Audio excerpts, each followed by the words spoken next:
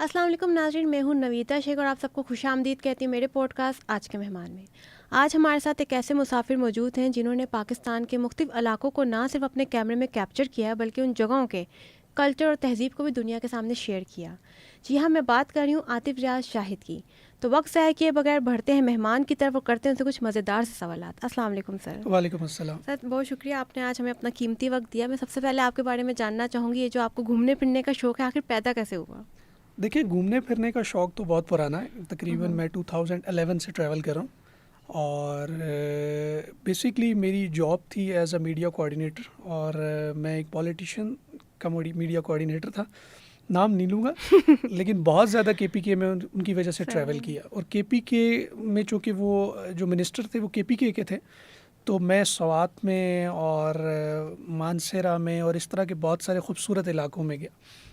तो वहाँ से मुझे जो है ना बहुत शौक़ पैदा हुआ कि यार ये तो बहुत खूबसूरत जगह है, यहाँ पे आना चाहिए। सही, तो मतलब आपने इसको अपना एक पर्पस बना लिया था। हॉबी थी लेकिन वो पर्पस बन गई। बस वो ऐसा होना शुरू हो गया कि जब मैं फ़र्स्ट टाइम ट्रैवल किया मैंने और मैं स्वात गया था, तो मुझे इतना खूबसूरत लगा कि मुझे लगा कि ये बहुत ही पीसफुल जगह है। अभी तो मैं काम के हवाले से यहाँ पर आया हूँ, बट मुझे जो है ना यहाँ आना चाहिए सुकून के लिए। अच्छा। तो यानी कि आप ट्रैवल करते थे, फिर आप व्लॉगर कैसे बन गए? मतलब ये शौक कैसे पैदा हुआ? ये दो चीज़ें बड़ी मुख्तलिफ हैं। ट्रैवल मैं 2011 से कर रहा हूँ और बहुत ज़्यादा कर रहा हूँ, लेकिन मैंने जो व्लॉगिंग का जो मैंने स्टार्ट किया है व्लॉगिंग, ये मैंने लास्ट ईयर से की है। तो ये आप समझ लें कि तकरीबन मुझे ट्रैवल करते हुए आप कह लें कि 13-14 ईयर्स हो गए। उसके बाद मुझे ख़्याल आया कि मुझे व्लॉगिंग करनी चाहिए। अच्छा, तो व्लॉगिंग की तरफ आपका जो इनिशिएट स्टार्ट हुआ तो वो आपका क्या था? सबसे पहला आपको कोई अपना कंटेंट याद हो, कहाँ गए थे आप? मैंने स्टार्ट में तो मैं कुमराट गया था। अच्छा। और चित्राल गया था। लेकिन मैं आपको ये बताऊं कि ये सफ़र इस तरह से शुरू हुआ कि मैं एक तो मुझे बहुत सारे लोग कहते थे कि यार जब आप इतना ट्रैवल करते हैं तो यार कुछ वीडियोस बनाया करें, हमारे साथ शेयर किया करें। लेकिन जो सबसे बड़ी रीज़न जो है ना जिसकी वजह से मैंने व्लॉगिंग स्टार्ट की, उसकी रीज़न ये थी कि मैं ये चाहता था कि चूँकि मैं थोड़ा सा एडवेंचरस हूँ और मुझे आराम नहीं लगता, इवन वीकेंड्स के ऊपर भी मेरे पास कुछ ना हो तो मैं ट्रेल 5 पे आ जाता हूँ, कभी ट्रेल 3 पे चला जाता हूँ।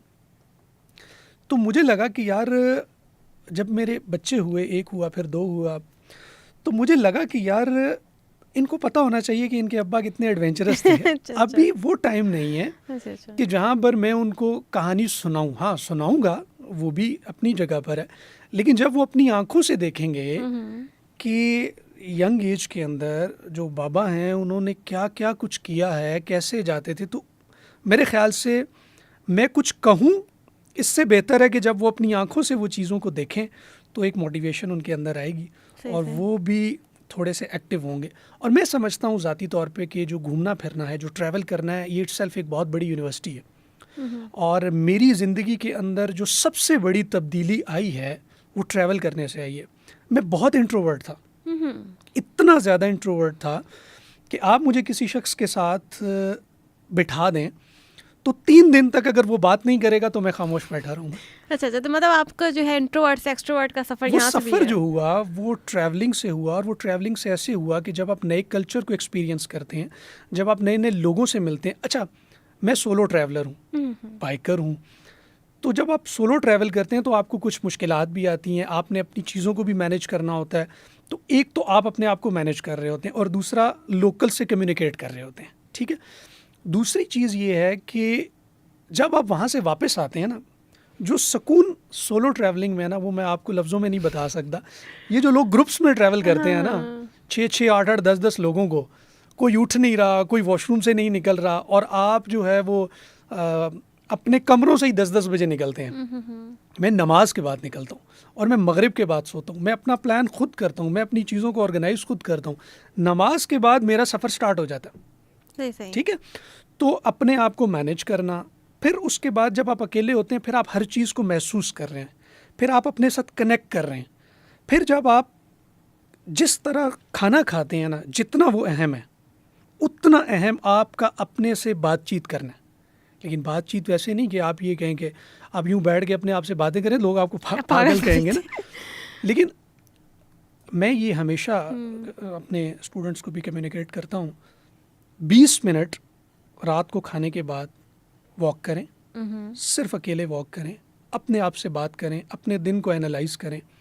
तो जब आप पहाड़ों में चले जाते हैं ना 8-10 दिन के लिए, और सिर्फ आप हों और आपकी बाइक हो, हेलमेट हो, आपकी बातें हों, आपके आंसू हों, आप हों और आप मैनेज कर चीज़ें सकते, हों, सही तो फिर जो कनेक्शन आपका आपस में बिल्ड होता है और जो अल्लाह ताला के साथ बिल्ड होता है, वो मैं आपको लफ्ज़ों में नहीं बता सकता। इसके लिए आपको ट्रैवल करना पड़ेगा, सही इसके लिए आपको ये एक्सपीरियंस करना पड़ेगा सोलो ट्रैवलिंग का, देन आपको पता चलेगा।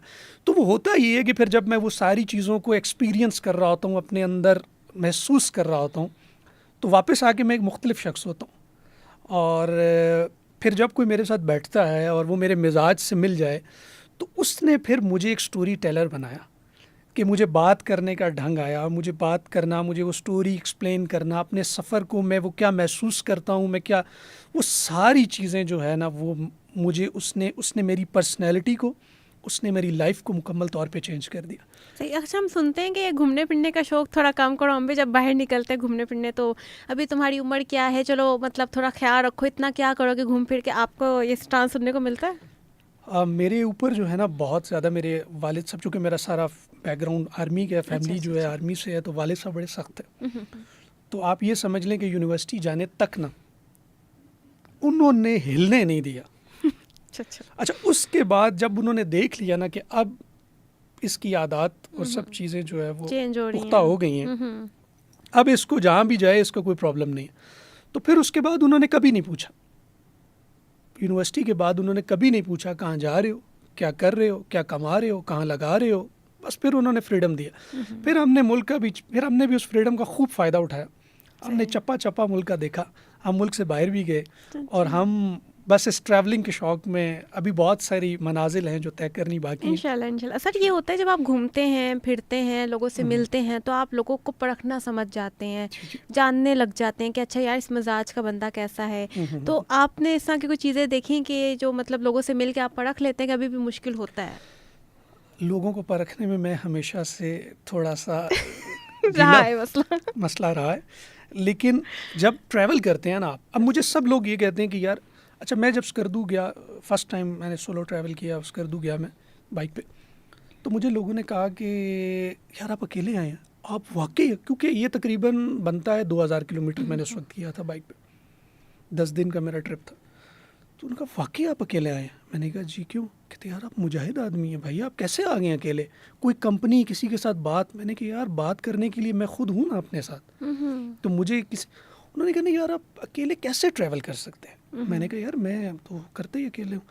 तो उनको लगा कि बड़ी ही कोई अजीब सी बात है, मगर मैं ये समझता हूँ कि जब आप अकेले ट्रैवल करते हैं और लॉन्ग रूट्स पे करते हैं और ख़ास तौर पे नॉर्थ में करते हैं, लोगों का ये है कि खुदा ना खास्ता आपके साथ कुछ हो जाए, कोई प्रॉब्लम आ जाए, यार आप अकेले हैं, आपकी हेल्प करने वाला कोई नहीं है। यकीन जाने अल्हम्दुलिल्लाह वैसे तो कम फेस की है इस तरह की चीज़ें, लेकिन जब भी इस तरह की कोई सिचुएशन आई है, लोकल्स ने जिस तरीके से बिहेव किया है और जिस तरीके से उन्होंने हेल्प आउट किया है, मैं कहता हूँ कोई अपना भी साथ होता तो थोड़ा मुश्किल था, लेकिन कभी भी आपको इस बात का एहसास नहीं होता, और हमेशा कोई ना कोई अल्लाह ताला मदद के लिए भेजता है बंदा। और लोकल्स बहुत अच्छे होते हैं, ख़ास तौर पे नॉर्थ में आप चले जाएं, अक्सर व बेशतर इलाकों में लोग बहुत अच्छे, ख़ास तौर पे स्कर्दू के लोग, चित्राल के मेहमान नवाज, बहुत अच्छे लोग हैं, मेहमान नवाज लोग। सही। तो सर ये जो हम सुनते हैं अक्सर के रीजन बेस्ड स्टीरियोटाइपिंग है, कास्ट को लेकर स्टीरियोटाइपिंग होती है, नहीं ऐसा कुछ मैंने एक्सपीरियंस नहीं किया, मुझे तो हमेशा लोकल्स के साथ बहुत अच्छा एक्सपीरियंस रहा है।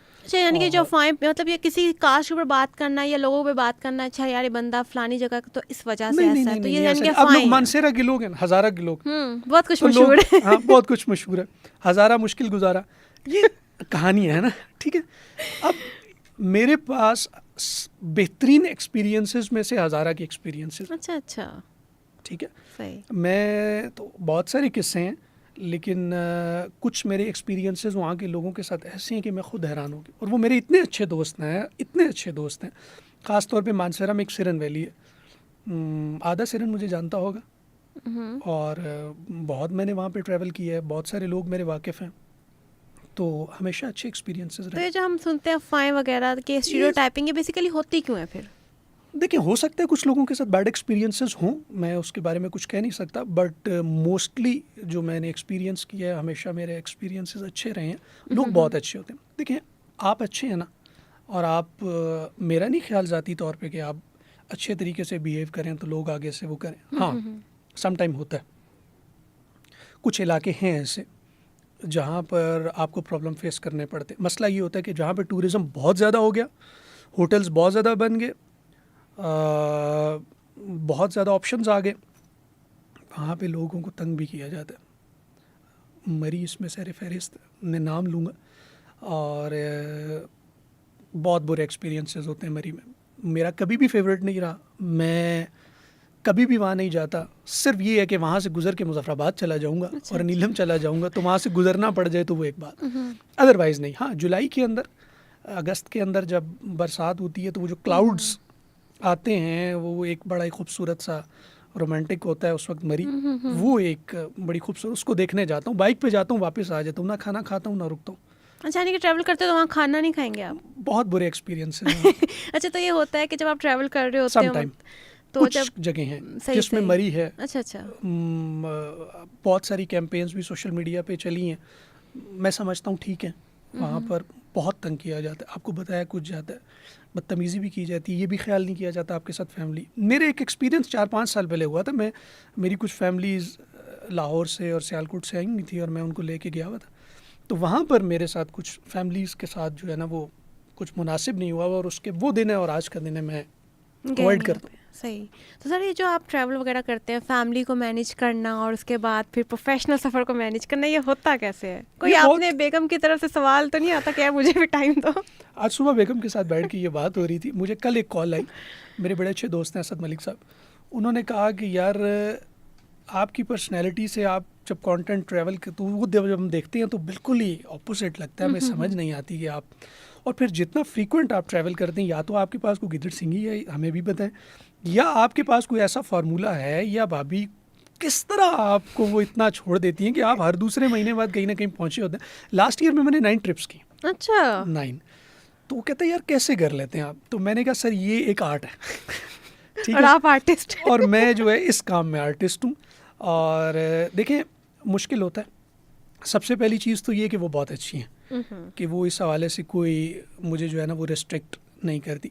दूसरे नंबर पे मैं भी बहुत अच्छा हूँ। उसकी वजह ये है कि मैं उनको प्रॉपर टाइम देता हूँ।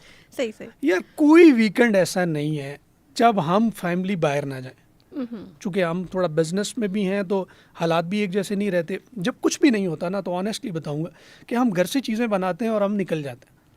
कभी हम जनाब किसी पार्क में जा रहे हैं, कभी हम छोटा मोटा कोई मतलब कोई ना कोई एक्टिविटी हमारी हर वीकेंड के ऊपर रहती है।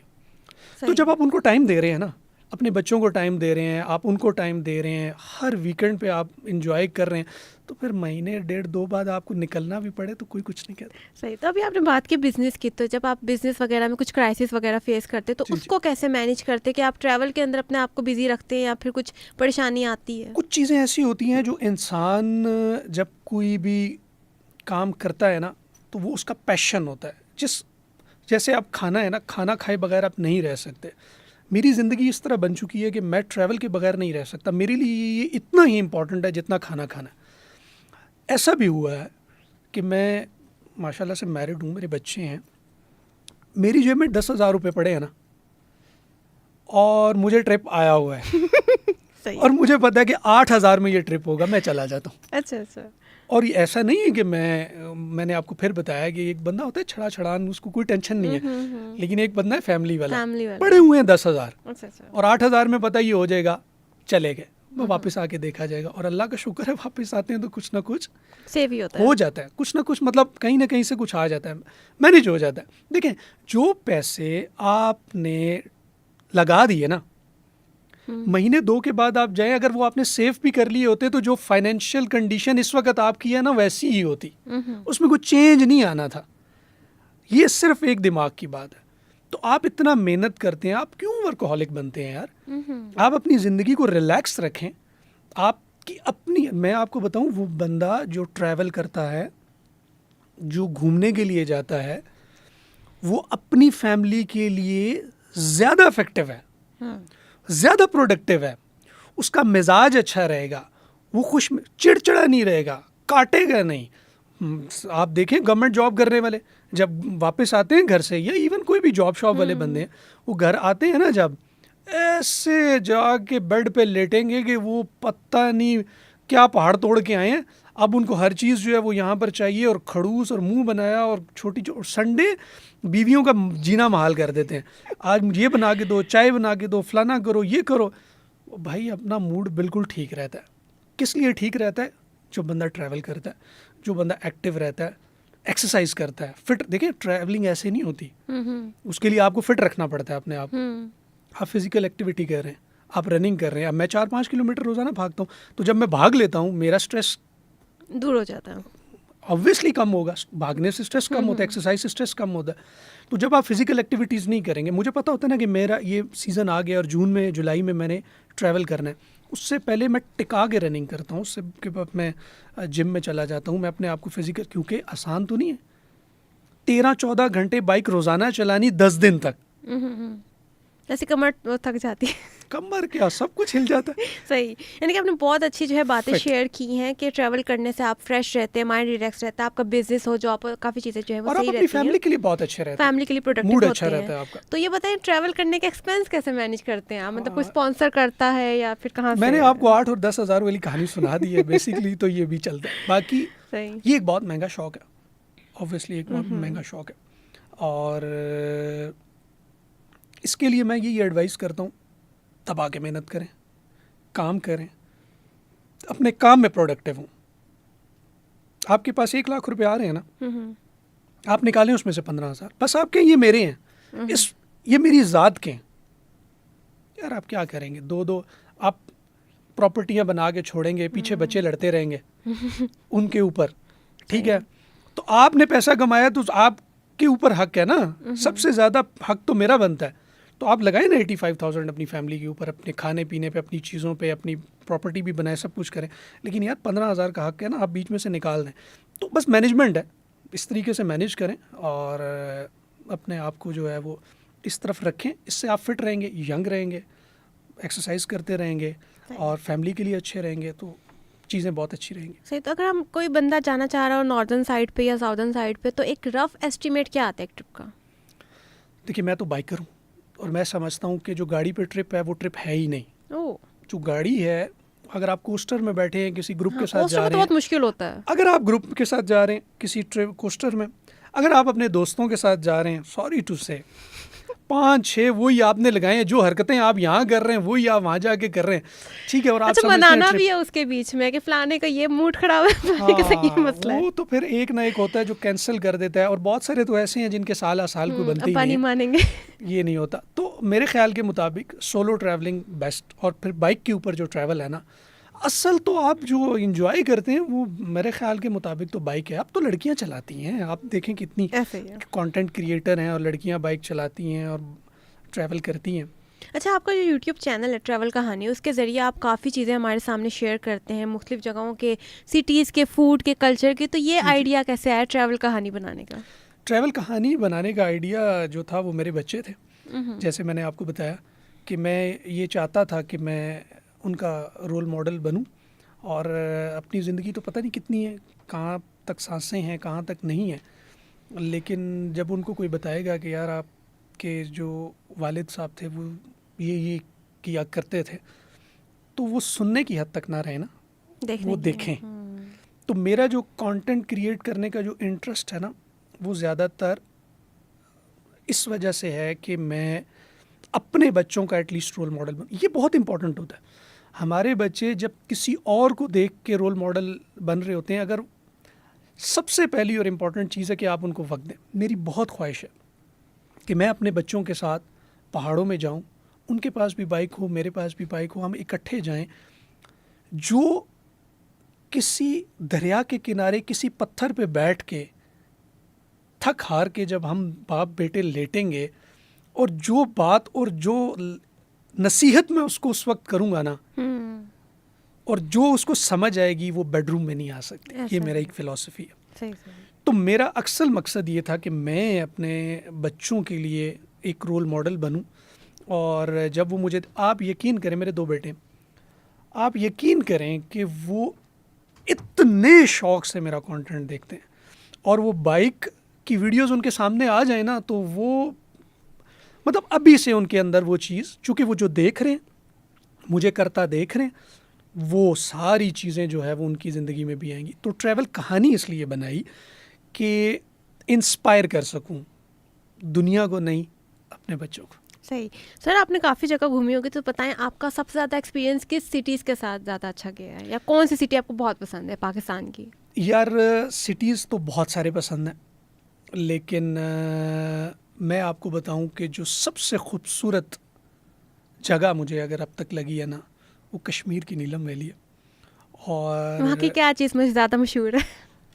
कश्मीर की जो ग्रीनरी है ना, पहाड़ है ना, वो लाजवाब है। मैं अभी रिसेंटली तो जो मैंने ट्रैवल किया है पिछले 2 साल में, एक तो सबसे खूबसूरत जगह मिनी मर्ग है जो अस्तोर में, उसके बाद फंडर वैली है जो गिलगित में। ये 2 वैलीज़ इंतहाई खूबसूरत हैं। जब तक मैंने इसको विज़िट नहीं किया था, मैं नीलम हर साल जाता था। ओह। हमारे ऑफिस में शर्त लग गई, उन्होंने कहा कि जी ये बंदा नीलम का है, दूसरा कहता नहीं है, उसने कहा जी शर्त लगा लें ये नीलम का। अच्छा, वो बुला लिया उन्होंने मुझे, जब हम बैठे तो उसने कहा यार आप नीलम वैली से हैं ना? मैंने कहा नहीं। कहते यार जितना तू जाता है मुझे तो लगा तू नीलम का है, तू घर जाता है। मैंने कहा नहीं। तो वो बहुत खूबसूरत है, ख़ास तौर पे नीलम वैली में तौबट, जितनी पुरसकून जगह वो है ना, मैं महीनों नहीं ज़िंदगी बिता सकता हूँ। अच्छा, हम सुनते हैं कि काफ़ी जगहों की कुछ चीज़ें मशहूर होती हैं, जैसे लाहौर का कुछ टेस्ट मशहूर है, इस्लामाबाद का बर्गर 15 पीस मशहूर। तो आपने काफ़ी जो है सिटीज़ एक्सप्लोर किए हैं, तो बताएं हर सिटीज़ को अगर डिवाइड कर सकते हैं कि फ़लानी जगह की कौन सी चीज़ कौन सी मशहूर है? देखिए, पेशावर सिटी ऑफ फूड है। ओके। अब टेस्ट पे डिपेंड करता है ना, जो देसी है उसमें लाहौर और पेशावर का कोई कंपैरिजन नहीं है। मैंने स्पेशल पेशावर जाके फूड के व्लॉग्स बनाए हैं, बहुत पसंद किए लोगों ने। वो बहुत ही खूबसूरत शहर है, और खाने की आवाज़, गोश्त की अगर बात की जाए ना, तो वो बनाना और खाना कोई पठानों से सीखे। वो बहुत शौकीन होते हैं, और जितना ज़बरदस्त अंदाज में वो बनाते हैं कोई और नहीं बना सकता। मैं अभी जिस रिसेंटली जहाँ पे काम करूँ, तो मेरे साथ बहुत पख्तून है। अच्छा। आप यकीन करें, हमारी पार्टी पता क्या होती है अब? मैंने उनको कहा, वो कहते मरी जाना। मैंने कहा छोड़ो मरी, मैं मानसर में तो मिलेगी उतना ही टाइम है, लेकिन मज़ा आ जाएगा। उन्होंने कहा ठीक है, हम चले गए। तो हमारी एक्टिविटी ये होती है, हम दुम्बा लेते हैं, वहाँ जाके ज़िबा किया, उसी के तिक्के बनाए, उसी की कढ़ाई बनाई, 2 दिन आराम से बैठ के उसको खाया, ख़त्म हुआ, वापस आ गए। सही। तो पख्तूनों का जो गोश्त बनाने का है ना स्टाइल, वो और डिफरेंट, वो बहुत दम पुख्त होता ज़बरदस्त। है। हाँ, दम पुख्त हो गया, तिक्के हो गए उनके, पाटा तिक्का हो गया, जिस तरीके से वो। अच्छा, फिर उसके बाद पेशावर के अंदर मुझे बहुत ड्राई फ्रूट शेक जो है वहाँ के, कोई मैच नहीं है उसका। और पुलाव हो गया, उसके बाद जो कढ़ाई होगी उनकी शिनवारी, उसका कोई मैच अच्छा, नहीं। आपने एक दफ़ा रावलपिंडी के भी मेरा ख्याल है फूड हाँ, को रावलपिंडी एक्सप्लोर का भी किया किया था, था। तो रावलपिंडी और लाहौर में कुछ डिफरेंस है? जी, रावलपिंडी का फूड भी बहुत अच्छा है। आप अगर कॉलेज रोड की तरफ चले जाएं, और आपको कमेटी चौक की तरफ बहुत अच्छे फूड के मिलते हैं। वो सिटीज़ के अंदर होते हैं, लोगों को ज़्यादातर उस चीज़ का आइडिया नहीं है। लेकिन वो लास्ट टाइम मैंने किए थे, और उसमें बड़ा ट्रेडिशनल हमारे पंजाब का जो एक कल्चर होता है, वो मकई की रोटी और वो साग और मक्खन अचार के साथ, वो बड़ा एक ज़बरदस्त था। तो मैंने जब वो चीज़ें देखी, तो मैंने कहा यार ये तो लोगों को पता ही नहीं होती, और लोग अपने ट्रिप में तो ये, मतलब अगर फूड के ऊपर बात करें तो वो रखते ही नहीं हैं इन चीज़ों को। तो फिर मैंने उसको कवर किया, और वो बड़ा अच्छा रिस्पॉन्स है। सही। एक कवादर और सवात, इसमें क्या डिफरेंस है? लाइक इसका क्या देखिए, फेमस है? सवात तो बहुत अच्छा है, बहुत खूबसूरत है। मैं सवात में एक दफ़ा गया, तो नॉर्मली लोग क्या करते हैं, असल में मसला ये होता है कि जो जगह मशहूर हो जाती है ना, लोग वहाँ तक जाते हैं, तो वो जगह पिट जाती है फिर, मतलब उसमें खूबसूरती नहीं रहती। जहाँ लोग जाएंगे वहाँ गंदगी होगी, वहाँ पर जो है वो लोग मतलब मेस बहुत करते हैं। तो वो जगह अपनी उस नेचुरल ब्यूटी उसकी जो है ना, उस तरह से मेंटेन नहीं रहती। क्योंकि हमारे यहाँ भी कुछ तो लोगों का भी बुरा हाल है, और गवर्नमेंट का भी कोई हाल नहीं है, वो भी उन जगहों को उस तरीके से मेंटेन नहीं करती, बस अल्लाह के हवाले ही हो जाता। तो सवात का एक्सपीरियंस मेरा ये था कि मैं एक चाचा जी से मिला, लास्ट तकरीबन 2 साल पहले की बात है। तो उनको मैंने कहा कि चाचा जी, माजरत के साथ, ऐसे ही लोगों ने मशहूर किया हुआ है स्वाद पाकिस्तान का स्विट्ज़रलैंड, कुछ भी नहीं है। अच्छा। उनको बड़ा गुस्सा आया, मेरे इलाके में बैठ के मेरे ही सामने मुझे कह रहा है कि यार स्वाद खूबसूरत नहीं है। कहता बेटा कहाँ कहाँ गए हो? मैं कहा जी ये कालाम तक आते हैं, बहरीन कालाम, फिर ऊपर ब्लू वाटर और फिर आगे जाते हैं माउंटेन लेक तक। कहते अगर इन जगहों पे जाओगे तो तुम्हें क्या पता चलेगा खूबसूरती क्या है, इधर अतरोड़ वाली साइड पे आओ। मैंने कहा जी अतरोड़ में किधर? कहता शाही बाग गए हो? मैंने कहा हाँ उधर गए। बाड़गुई पास गए हो? अच्छा बाड़गुई पास मैं नहीं गया था। और आप यकीन करें कि ये वो जगह हैं जहाँ पे टूरिस्ट, अच्छा जहाँ तक गाड़ी जाती है ना वहाँ तक तो आप समझें कि अब नारान है ना, जहाँ तक गाड़ी जाती है लोग जाते हैं, महंगा भी बहुत है और इतना पोल्यूटेड हो गया है। आप हैरान होंगी कि आज से 3-4 साल पहले तक नारायण बाज़ार के अंदर पंखों का कॉन्सेप्ट नहीं था, अभी वहाँ पंखे की ज़रूरत महसूस होती। क्लाइमेट चेंज इस पर हम बाद में बात करते हैं, लेकिन वो जगह जहाँ लोग जाना शुरू हो जाएं उसका माहौल बिल्कुल बदल जाता है। तो स्वात में भी ऐसी बहुत सारी हिडन प्लेसेस हैं जो बहुत खूबसूरत हैं लेकिन लोग वहाँ नहीं जाते। मैं एक पूरा वीक का प्लान कर रहा हूँ इंशाल्लाह नेक्स्ट ईयर में, तो हम स्वात को बाड़गुई पास, यहाँ से आप कालाम से जाते हैं बाड़गुई टॉप, वहाँ से नीचे उतरते हैं कुमराट। तो ये बेसिकली जो स्वात और कुमराट है ना ये कनेक्टेड है, इसमें एक पहाड़ का डिफरेंस है और ये पहाड़ का डिस्टेंस जिसने कवर कर लिया ना उसने जन्नत देख ली, वो बहुत खूबसूरत है। सही। तो अभी हमने फूड की बात की तो मैं कल्चर की तरफ आना चाहूँगी। आपने सर काफ़ी जो है साउदर्न नॉर्थर्न साइड्स को कवर किया, पाकिस्तान को एक्सप्लोर किया, तो मैं जानना चाहूँगी कि हमारे कल्चर डिफरेंस हैं कि हमारी कुछ शेयर्ड कोर वैल्यूज़ हैं? देखिए हमारी कल्चर में बहुत डिफरेंस है। अच्छा अच्छा। ख़ास तौर पे जब आप सिंध वाली साइड पे जाएँ ना तो आपको बिल्कुल डिफरेंट चीज़ें मिलेंगी। चित्राल में आप जाएँ ना तो बिल्कुल डिफरेंट चीज़ें मिलेंगी। ऐसा नहीं है कि चीज़ें जो है वो डिफरेंट नहीं है, बिल्कुल हैं, कल्चर डिफरेंट है, उनका रहना सहना मुख्तलिफ है, इवन उनके खाने पीने की चीज़ों के टेस्ट में भी काफ़ी चीज़ें मुख्तलिफ। अब हम जाते हैं हमें अंदाज़ा नहीं होता। चित्राल में आप जाएँ ना तो रोड के ऊपर सारे होटल बने होंगे, आपको वही खाना देंगे जो ट्रेडिशनल चलता है, चिकन कढ़ाई मिल जाएगी आपको, अंडा मिलेगा, पराठा मिलेगा, वो तो आपको यहाँ भी मिलता है। तो लेकिन अगर आपकी किसी लोकल से बात हो जाए और आप किसी ऐसी जगह पे चले जाएं कि जहाँ पे आपको वो ट्रेडिशनल फूड ऑफ़र कर दें, आप तो हैरान परेशान हो जाएंगे, ये क्या है। मेरे साथ हुआ इस तरह। एक दफ़ा चित्राल में हम एक मेजर साहब थे, उनके साथ गपशप हो रही थी, तो करते करते उन्होंने कहा जी आपने बूनी कब आना है? मैंने कहा जी आज तो हम यहाँ हैं चित्राल को एक्सप्लोर करेंगे, कल हमने बूनी की तरफ आना है। उन्होंने कहा यार बूनी पे आ जाओ, कल वो कर लेना। हम उनके साथ चले गए, उनके घर पे चले गए और जब उनके घर पे गए तो एक तो वो माशाल्लाह उनका घर ऐसा था कि पूरे बागात और लाइट लेफ्ट पे और चीज़ें वो बहुत ही। उनकी वालदा आ गई तो उनकी वालदा ने कहा कि आपको मैं, वो उनकी कोई रोटी थी, अब नाम मेरे जहन में नहीं यार, बड़ा मुश्किल सा नाम था, मैंने 3 बार उनसे पूछ के फिर वीडियो में लिया, वो व्लॉग के अंदर है।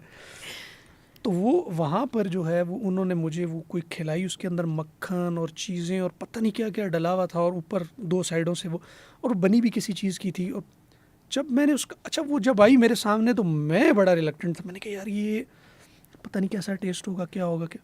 जब मैंने उसका बाइट लिया तो वो आपको होटल पे कहाँ मिलेगा। ऐसा ही है। तो कल्चर जो है वो लोगों के अच्छा रहन सहन भी उनका मुख्तलिफ है। अच्छा वो मानसेरा में मैं एक दफ़ा था, तो लंबी स्टोरी है, मैं शॉर्ट करके बता दूं। जब हम उस कमरे में गए ना, जब उन्होंने मेहमान नवाजी की, उन्होंने तो खाना वाना बनाया, तो अब वो कह रहे आप हमारे घर पे आए। तो जब घर पे वो लेकर गए, जब दरवाज़ा खोला तो ऐसे रज़ाई पड़ी हुई ऐसे, और बीच में ऐसे जैसे कोई बच्चा नहीं बैठा होता, उसके ऊपर रज़ाई आप डाल दें। तो ताज भाई थे मेरे साथ, मैंने कहा कोई बैठा हुआ है। कह रहे नहीं आप बैठे हैं। कह जी कैसे बैठे हैं इसके नीचे? कहते बैठे ना। अच्छा मैं जब अंदर बैठा हूँ तो अंदर एक, पंजाबी में वो कहते दाबड़ा, ठीक है, उसके अंदर थे कोयले बहुत सारे, उसके ऊपर स्टूल रखा गया था और उसके ऊपर वो कंबल जो है वो डाला गया था। अब वो फार्मूला उनका ये है कि इसको हम बोलते हैं अपनी ज़ुबान में संदलाई। अच्छा अच्छा। ठीक है। अब वो सारे लोग उसके अंदर बैठे हैं, हम लोग, तो वो जितने, कहता है जिधर जिधर जो कोई बैठा है, ये अंदर कोयले जल रहे हैं, आप, और ठंड थी, अच्छी खासी ठंड थी, और हम, तो इस तरीके से लोगों के जो रहन सहन होते हैं बड़े मुख्तलिफ होते हैं।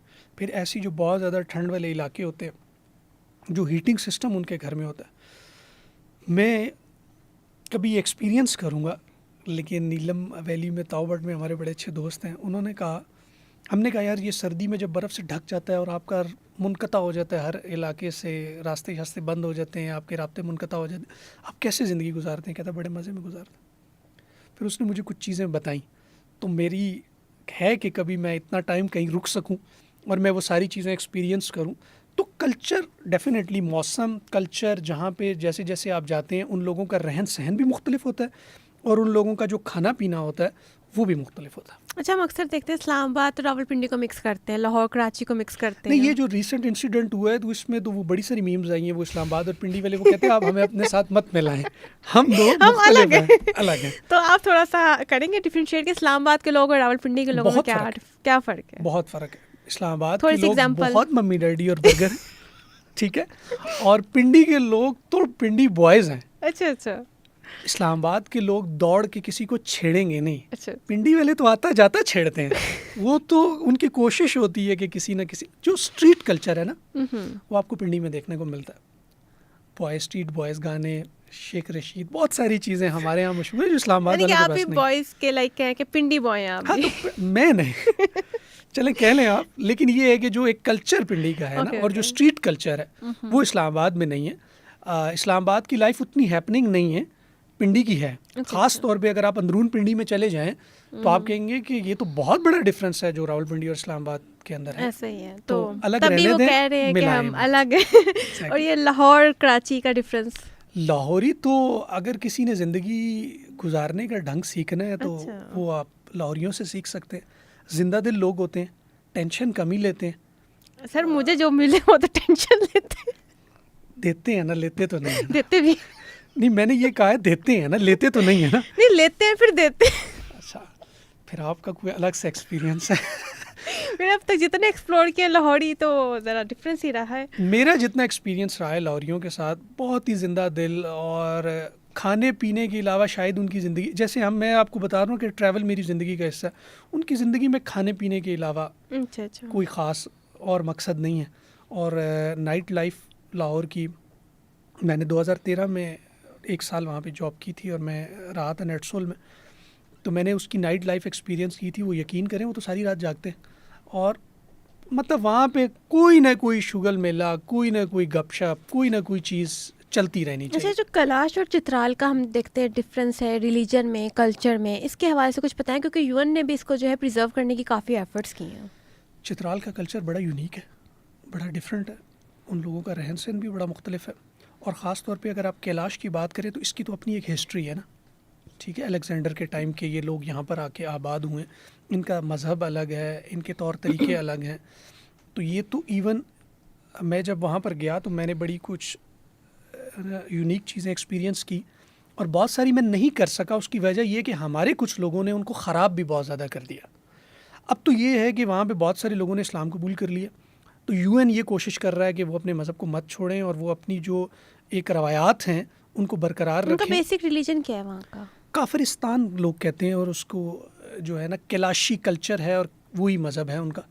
और उनके मज़हब के अंदर चीज़ें बड़ी मुख्तलिफ हैं, और वो औरत को भी कुछ उनके जो ख़ास डेज़ होते हैं उनके अंदर वो उसको बिल्कुल ही नापाक समझते हैं। उसके लिए उन्होंने ना, मैं वो बिल्डिंग देख के बड़ा हैरान हुआ, उन्होंने अलग बिल्डिंग बनाई हुई है उसकी।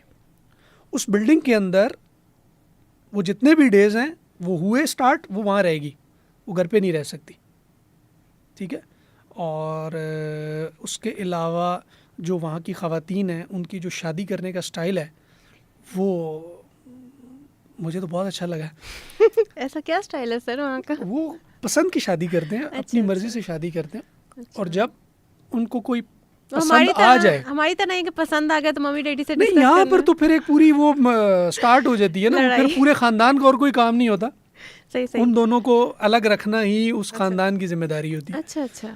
हमारे यहाँ तो यही कल्चर है ना, और क्या है। आप आज बात करें ना घर में तो पूरा ख़ानदान अपने सारे काम छोड़ देगा, आपको और उसको अलग करने में लग जाएगा। दैट्स इट, ये पर्पज़ है। अच्छा। चलें, लेकिन बहरहाल ये कि वहाँ पर ऐसा है कि अगर लड़की किसी को पसंद करती है, वो जो जहाँ तक मेरी नॉलेज है, जो मैंने उन लोगों से सुना है, वो कहते हैं यहाँ से चली जाएगी, वो उस लड़के के पास चली जाएगी। जब वहाँ चली जाएगी 10 दिन गुजर जाएंगे, फिर ये लोग उठ के जाएंगे वहाँ, उस लड़के के घर वालों के साथ और उनके साथ बातचीत करेंगे और फिर रसूमात और बाकी चीज़ें बाद में होंगी। अच्छा, यानी कि लिविंग को ज़रा ज़्यादा वो वो फोकस है। जब वो रह लेती है ना, मतलब वहाँ चली जाती है और उसको लगता है कि अब ये एडजस्ट हो गई है और ठीक है, इनका निज़ाम ये पसंद कर रही है, अब ये वापस नहीं आई, ये उसने यहाँ पे एक्सेप्ट कर लिया, इसको उसने कर लिया, अब वो रिश्ता करके उन चीज़ों को करके उसको वाइंड अप कर लेंगे। सही। अच्छा, अगर कोई पाकिस्तान में आए, कोई फॉरेन टूरिस्ट, तो आप उसको कौन सी जगह रिकमेंड करेंगे? पाकिस्तान में अगर कोई आए तो उसको मिनी मर्ग देखना चाहिए। ओके। मिनी मर्ग बहुत खूबसूरत है। इसके अलावा उसको जो है फंडर वैली देखनी चाहिए गिलगित की, बहुत खूबसूरत है। एनओसी का थोड़ा सा मसला होता है, अदरवाइज़ जो कश्मीर है ख़ास तौर पे ताओबट और अड़ंकेल बहुत खूबसूरत जगह। सही। तो यहाँ क्या कि मैं कल्चर के हवाले से ही कनेक्ट करना चाहूँगी कि हमारा कल्चर प्रिजर्व हो रहा है कि बस लाइक धीरे धीरे ख़त्म हो रहा है?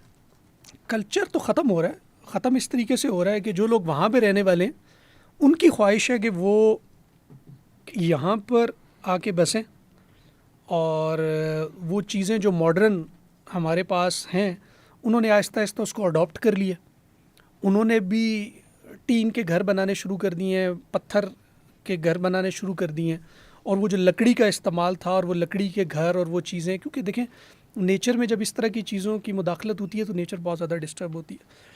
तो अपने बहुत सारे कल्चर और चीज़ों को भी उन्होंने छोड़ दिया और बहुत सारे हम लोग जो वहाँ जाते हैं उसकी वजह से भी उन्होंने बहुत सारी चीज़ों को अडॉप्ट किया, तो डिस्टर्बेंस तो हो रही है। अच्छा, कल्चर की बात की आपने, साथ में क्लाइमेट को भी थोड़ा सा हाईलाइट किया, तो मैं हाईलाइट जानना चाहूँगी क्लाइमेट को लेकर ही कि जब आप मुख्तलिफ जगहों पे जाते हैं, अभी आपने बात की थी कि नारान में जो है पंखे की ज़रूरत पड़ गई है, तो ये क्लाइमेट डिफरेंस आपने किस तरीके से वहाँ पे देखा है? अभी आप देखें कि इंडिया के अंदर भी ये चीज़ बहुत ज़्यादा हुई है, बहुत ज़्यादा सैलाब आए हैं, बहुत ज़्यादा क्लाउड बर्स्ट के आपने वो देखे हैं, ग्लेशियर बहुत तेज़ी से पिघल रहा है। मेरा ज़ाती तौर पे ख्याल है कि अगले 8-10 सालों के बाद जो चीज़ें हम आज देख रहे हैं, हमारे बच्चे शायद ये वीडियोस में ही देखें जो हम बना रहे हैं ना, ये उसमें ही देखेंगे कि ये जगह इतनी खूबसूरत हुआ करती थी। मैं आपको एक इंटरेस्टिंग बात बताता हूँ। कुमराट वैली में मैं गया और कुमराट में मैंने 2017-18 में जब फर्स्ट टाइम ट्रैवल किया, वो इतनी खूबसूरत थी कि मैं समझ रहा था कि ये सबसे ज़्यादा खूबसूरत अब तक जो मैंने ट्रैवल किया कुमराट है। और ठीक 4 साल के बाद जब मैंने उसको दोबारा विज़िट किया तो मैं हैरान हो गया, ये वही जगह है जिसको मैंने विज़िट किया। बाकायदा मेरी यूट्यूब के ऊपर कंटेंट पड़ा हुआ है कुमराट का। जो होटल था, मैं जब उसके पीछे बैक साइड पर गया, एक खिड़की थी बीच में और वो चाय बना के दूध का डब्बा वहाँ से बाहर, ऑयल का पैकेट वहाँ से बाहर, हर चीज़। तो आप समझ लें जितने ये जगह, इतनी से ज़्यादा जगह जो थी होटल के बाहर थी और उसके बाद जो है वो दरिया चल रहा था। ठीक है, तो वो जितनी चीज़ जगह पड़ी थी वहाँ पे सिर्फ कूड़ा पड़ा हुआ था, आप चल भी नहीं सकते थे, फील्ड था, हर तरफ गार्बेज। अच्छा, ये जो टूरिज्म वाली जगह होती है, अगर आप कह रहे हैं वहाँ पे कूड़ा है, तो कोई हमारे यहाँ कोई चक्कर देखिए मैंने तो देखें हम तो आवाज़ उठाते हैं। अभी आपको पता है लेग्जिस जो हुंजा के अंदर अताबाद लेक के ऊपर बना हुआ है, अभी एक यूके से एक टूरिस्ट था, उस गोरे ने वीडियो बनाई उसके ऊपर कि उसका जो ड्रेन था और उसका वेस्ट था वो सारा अताबाद झील में जा रहा था। तो कौन है पूछने वाला, कहाँ है पूछने वाले? पहली तो बात है उस अताबाद लेक के ऊपर उस होटल का बनना ही जुल्म है। और आपको पता है वहाँ पे 1 नाइट स्टे 50,000 रुपये का 1 नाइट स्टे, झील के ऊपर। खूबसूरत है, लग्जरी है, सब चीज़ें हैं, बट आप देखें अलाउड नहीं है ना, यही चीज़ें नेचर को डिस्टर्ब करती हैं। फिर उसका मैंने आपको बताया वेस्ट सारे का सारा जा रहा था झील के अंदर, तो उसने हाईलाइट किया। अब आप देखें ये जितना फ्लड आया उसमें वो लेग्जिस गया, ऐसा ही है, ठीक है, तो कुदरत अपना इंतकाम ले लेती है, मगर चीज़ें तब्दील हो रही हैं। हम एज अ कंटेंट क्रिएटर इन चीज़ों को हाईलाइट करते हैं।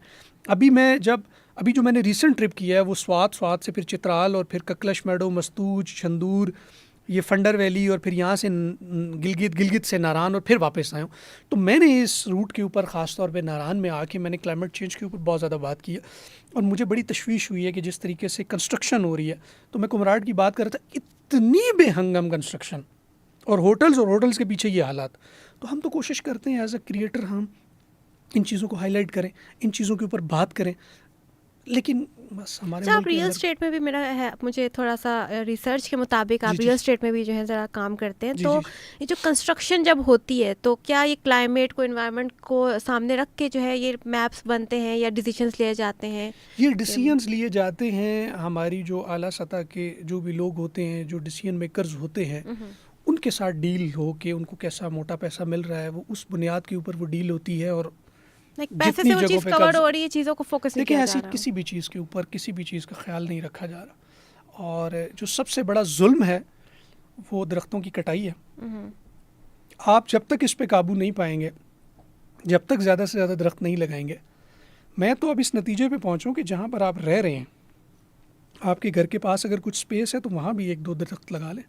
कम से कम आपके अपने घर के लिए वो बेहतर होगा। आपको पता है कि एक दरख्त जो है वो कितना अहम है और वो कितना कंट्रीब्यूट कर रहा है माहौल के अंदर। आप इस पे रिसर्च करें, आप हैरान परेशान हो ऐसा जाएंगे। ही है, क्योंकि जहाँ पे डिफॉरेस्टेशन होगी, दरख्त कटेंगे और फिर वो जो आपके माहौल को जो है ख़राब भी करेगा, झील में पानी जाए तो ब्योटिक लाइफ भी अफेक्ट होगी। तो मैं आना चाहूँगी, आपका जो है पॉडकास्ट हमारा जो तकरीबन जो ख़त्म होने वाला, तो मैं इसको एंडिंग की तरफ लाऊँगी कि मुझे बताएं कि आपको अगर इख्तियार मिल जाए तो आप कौन से वो 3 काम करेंगे जो पाकिस्तान की कल्चर हेरिटेज को प्रिजर्व करने के लिए फ़ायदेमंद हैं? देखिए, टूरिज़्म और कल्चर के हवाले से सबसे पहली चीज़ जो है ना, कंस्ट्रक्शन जो हो रही है ना बेतहाशा, सबसे पहले इसकी रोकथाम के लिए कुछ इक़दामात किए जाएंगे। अगर सही मेरे सही। पास इख्तियार हो तो मैं कंस्ट्रक्शन को जो है ना वो बहुत लिमिटाइज कर। आज अच्छा, इसके अंदर एक और चीज़ भी है। अब कुछ लोग कहेंगे कि अगर ये चीज़ें नहीं होंगी तो हम लोग जो इतने दूर से जाते हैं हमें सहूलियात नहीं मिलेंगी। देखें, कुछ चीज़ें ऐसी होती हैं जब आप नेचर के अंदर है ना, तो आप नेचर की हेल्प लेके ही चीज़ों को बनाएं।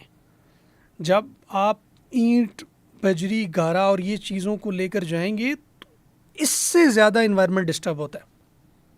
सही बात। फिर उसको मखसूस किया जाए, किसी प्लानिंग के थ्रू काम किया जाए। मतलब जिस तरीके से हर जगह के ऊपर पहले नारायण बाज़ार की बुरी हालत थी, फिर उसके बाद बुड़वाई की हुई, अब जलखंड उस स्टेज पे जा रहा है, और ये करते करते आपका सिर्फ बेसल बचा है और बाबूसर बचा है। मेरा नहीं ख्याल अगले 8-10 सालों के अंदर इन 2 जगहों पे भी, और फिर क्या होगा, फिर वहाँ पे भी आपको बेहंगम आबादी मिलेगी। वो जो ग्रीनरी है, वो जो पहाड़ हैं, वो आपको देखने को नहीं मिलेंगे। तो सबसे पहली चीज़ तो मेरे कंस्ट्रक्शन पे आप करवाना चाहते हैं, इसके ऊपर चीज़ें करूँ।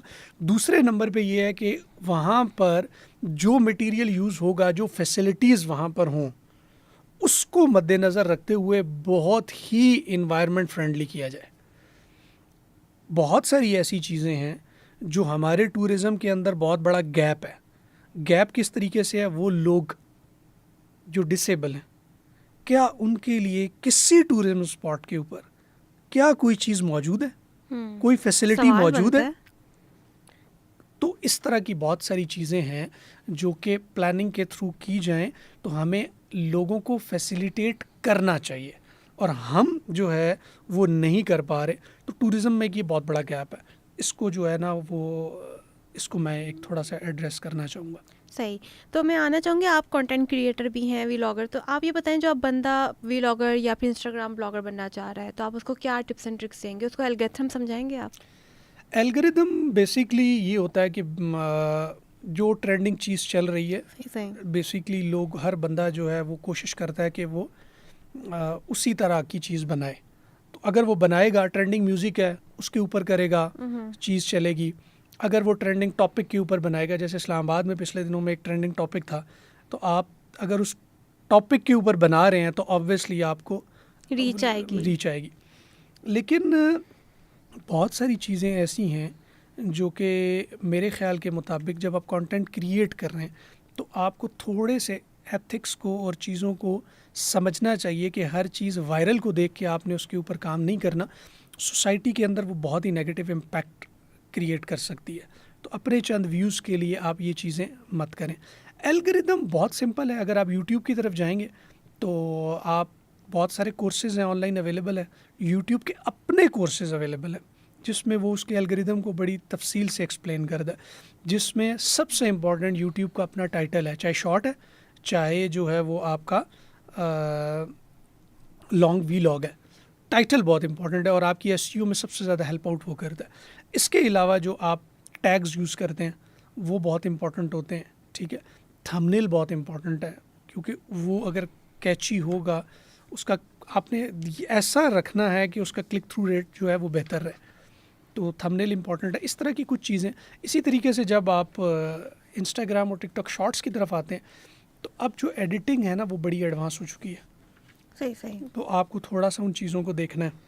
सही। तो सर दूसरे मैं नंबर पे ये है कि अच्छा, आपको अच्छा। उसकी जो अगेन ट्रेंड्स देखने हैं कि कौन से हैं, उसके ऊपर आप बनाएं, लेकिन एथिक्स का ख्याल रखें प्लीज़। एथिक्स का बहुत वो हो रहा है अब आजकल सर, हम देख रहे हैं कि फैमिली व्लॉगिंग बहुत हो रही है। आपको नहीं लगता है असली क्रिएटिविटी तो कॉन्ट्राडिक्ट हो रही है या देखिए, कॉम्प्रोमाइज हो रही फैमिली है? व्लॉगिंग के अंदर तो क्रिएटिविटी है ही नहीं ना।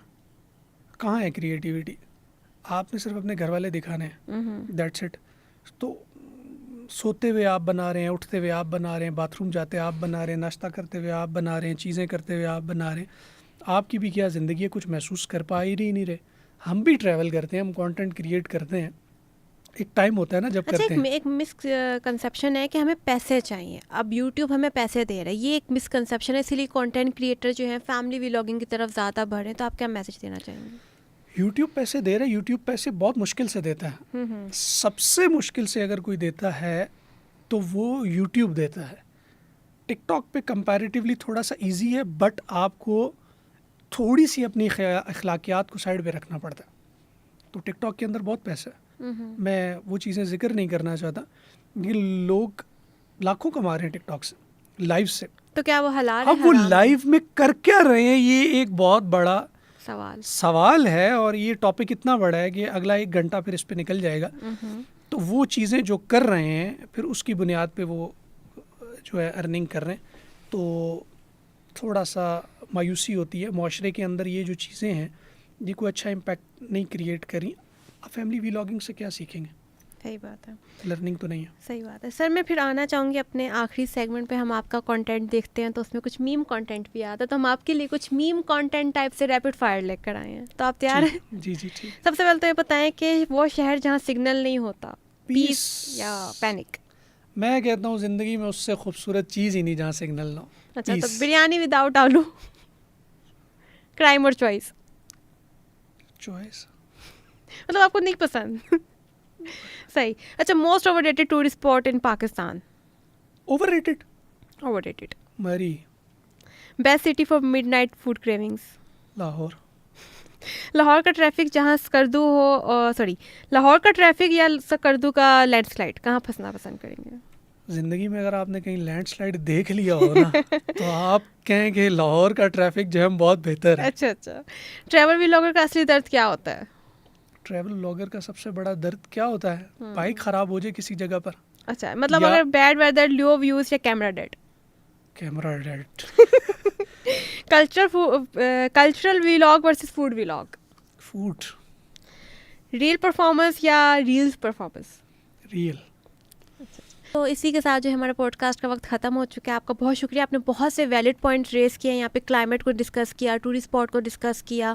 तो जी नाज़रीन, हमारे पॉडकास्ट का वक्त ख़त्म हो चुका है। अपनी मेज़बान नवीदा शेख को इजाज़त दीजिए। हमारे साथ मौजूद थे आतिफ रियाज शाहिद, जो ट्रैवल व्लॉगर हैं और हमारे साथ जो है बहुत सी जगहों को हमारे सामने लेकर आते हैं, एक्सप्लोर करते हैं, कल्चर हमारे सामने शेयर करते हैं, वहाँ के फूड व्लॉग्स को हमारे साथ शेयर करते हैं। उम्मीद करती हूँ आपको हमारा आज का पॉडकास्ट बहुत अच्छा लगा होगा।